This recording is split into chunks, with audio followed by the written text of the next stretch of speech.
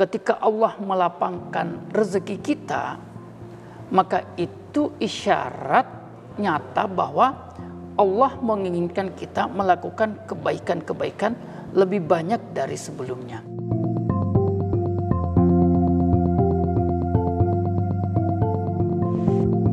Assalamualaikum warahmatullahi wabarakatuh. Bertemu kembali dengan saya Melki Satria dan Ustadz Naspi Arsyad di sini.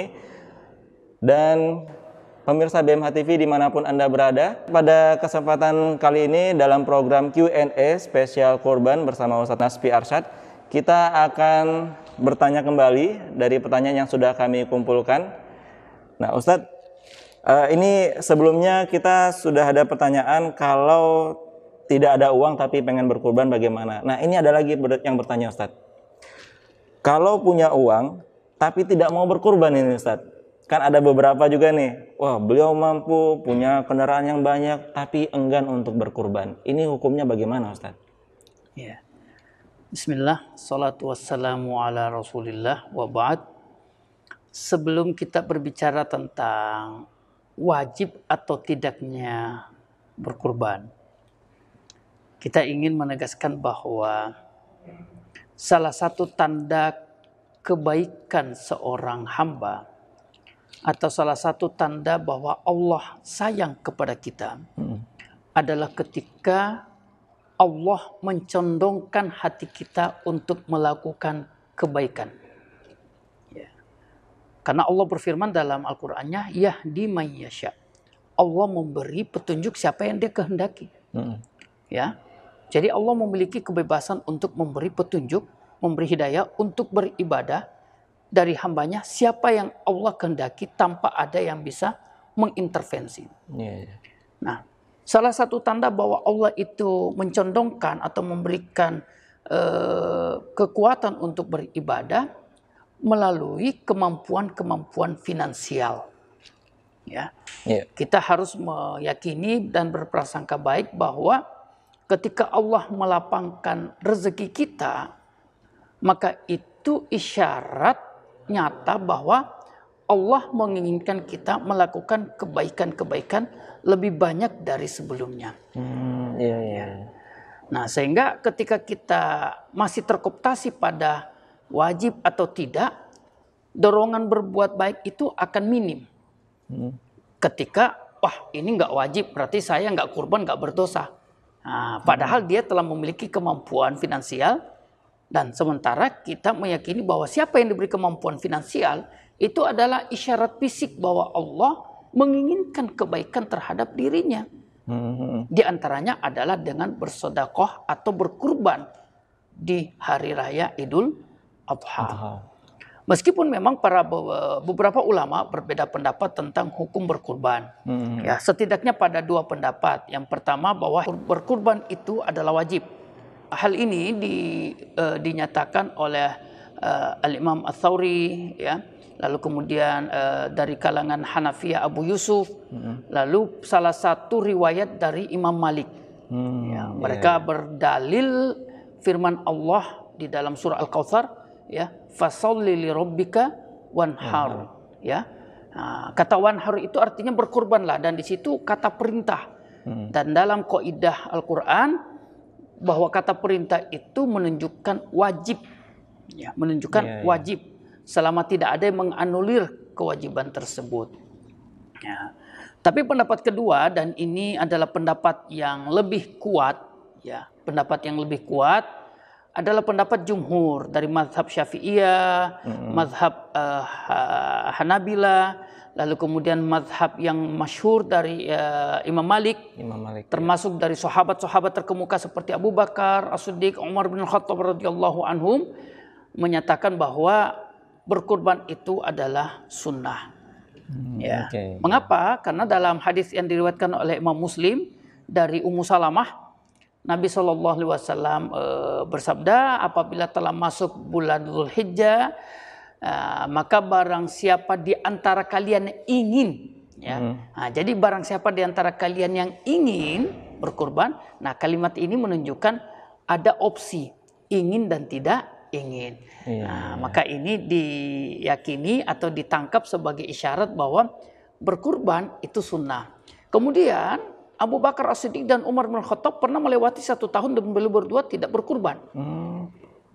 Menunjukkan bahwa berkurban itu tidak wajib. Ya. Karena kalau wajib tentu kedua sahabat terkemuka ini tidak akan meninggalkannya. Itu wallahu alam. Dan ini pendapat yang terkuat. Iya, Masya Allah. Tapi sebagai orang yang diberikan kemampuan untuk berkurban, ya kita jangan terpaku pada ini tidak wajib, saya tidak berdosa. Kalau tidak saya kerjakan berarti tidak ada dampak negatifnya. Nah, ini satu kekeliruan dalam menyikapi hukum fikih. Ya, harus dibedakan mana tidak berdosa, mana tidak mendapatkan pahala. Gitu ya. Tapi ada yang mengatakan kalau tidak berkurban jangan mendekati masjid. Ya, itu memang ada hadisnya ya. Wala fala yaqrubanna musallana hadza. Itu ada hadisnya mengatakan itu. Tapi itu tidak menunjukkan kewajiban. Tidak menunjukkan kewajiban. Ya. Jadi itu dipahami wajib secara kontekstual, sebagaimana bisa juga dipahami secara kontekstual bahwa itu tidak wajib. Itu hadisnya memang ada seperti itu. Baik, tapi kalau kita sudah mengetahui bagaimana pentingnya, bagaimana spiritnya kurban, ya mudah-mudahan Allah mudahkan untuk kita menyisihkan harta untuk berkurban ya Ustaz ya. Betul, bagi orang yang ingin imannya lebih sempurna di hadapan Allah, maka tentu dia tidak akan terpaku dengan hal-hal wajibkah, sunnahkah. Ketika dia mendapatkan momen, ada kesempatan untuk menunjukkan ketundukannya, kepatuhannya, kecintaan kepada agama, maka tentu dia akan tunjukkan itu kepada Allah. Baik. Nah, kembali lagi ke kalau seandainya beliau ingin berkurban tapi tidak ada uang gitu ya Ustaz ya. Tidak ada harta untuk dikurbankan. Nah, apakah boleh berhutang nih Ustaz? Berhutang dan bayarnya nyicil Ustaz gitu. Bagaimana itu Ustaz? Ya, meskipun berkurban itu adalah sunnah, bagi beberapa ulama itu tidak menganjurkan untuk memaksakan diri. Tidak menganjurkan untuk memaksakan diri. Mengapa? Ya, karena dikhawatirkan dalam keadaan normal saja dia kesulitan. Apalagi ketika ada kewajiban-kewajiban seperti utang, bertambah bebannya. Dalam keadaan normal saja dia tidak mampu penuhi secara utuh, apalagi ketika ditambah dengan beban utang.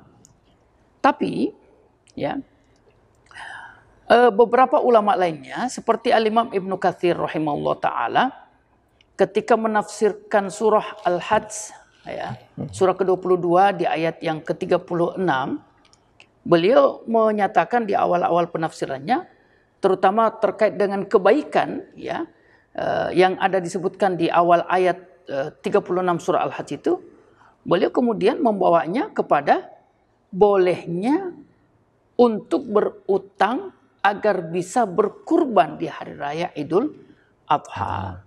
Ya, bahkan sahabat kalau tidak khilaf bernama Abu Thalha itu menyatakan bahwa ketika dia membawa binatang lalu kemudian ditanya, apakah engkau ingin berkurban? Iya. Apakah engkau berutang dengan kurban itu? Dia katakan iya, karena saya tidak ingin kehilangan momen.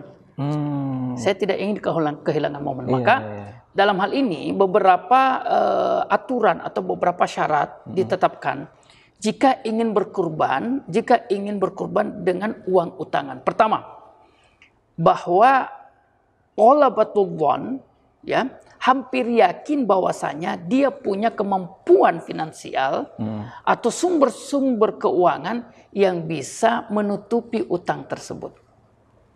Ya. Jadi secara di atas kertas hitungan logisnya dia punya sumber-sumber pemasukan yang dia yakini atau dia hampir yakini itu bisa menutupi utang karena utang-utang karena dia ingin berkurban. Kemudian yang kedua, ya, kalau ingin berutang dalam berkurban, jangan memaksakan diri. Karena salah satu syariat, nilai syariat ini adalah adamul haraj. Adamul haraj artinya jangan membebani lebih dari batas kemampuan. Maka di situ ada rukhsah, kalau memang betul-betul tidak mampu, tidak punya sumber-sumber pemasukan yang bisa menutupi utangnya, maka jangan memaksakan diri. Tapi kalau ingin tetap berhutang, maka itu tidak dilarang. Tidak dilarang. Wallahu a'lam. Masya Allah ya. Ya mungkin karena ini ya, karena spiritnya, wah saya ini mau kayak sahabat tadi ya.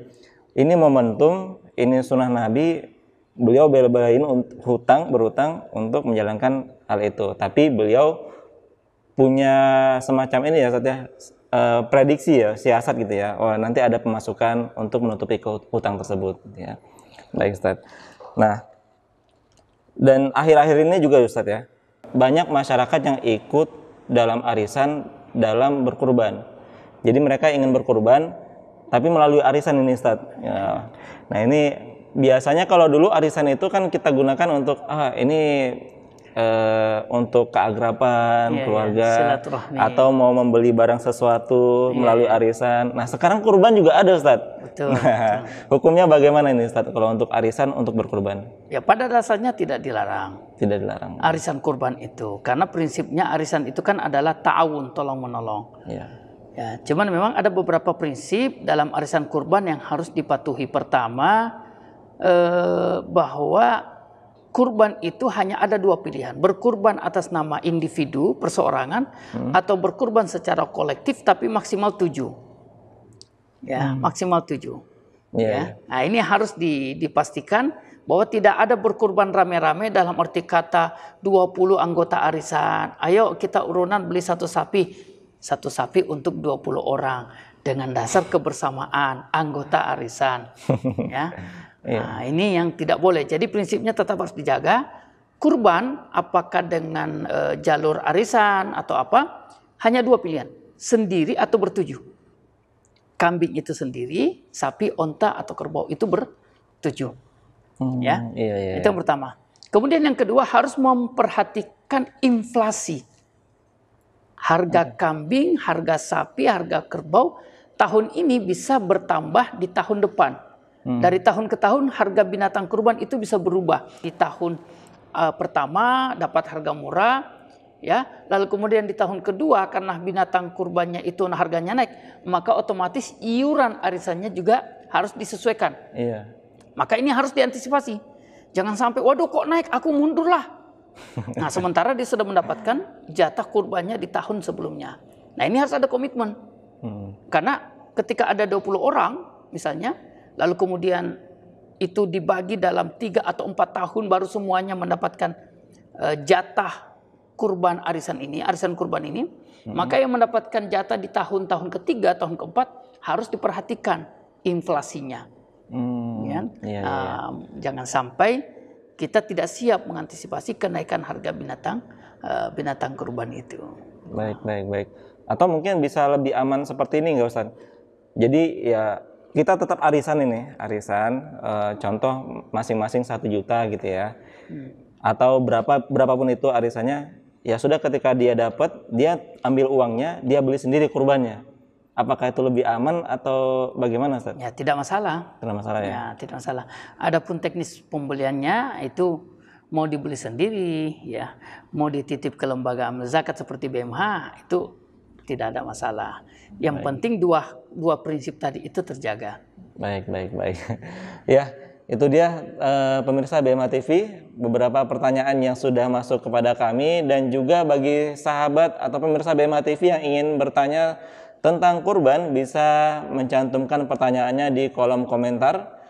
Dan juga bagi pemirsa yang belum subscribe channel ini bisa langsung di subscribe ya, di like dan komen, dan juga tentu di share. Mudah-mudahan konten yang kita sajikan di channel BMH TV ini bisa bermanfaat dan juga menjadi amal jariah. Baik, sampai jumpa di episode berikutnya. Saya Melki Satria dan juga Ustadz Naspi Arsyad di sini undur diri. Bila taufiq wal hidayah, wassalamualaikum warahmatullahi wabarakatuh.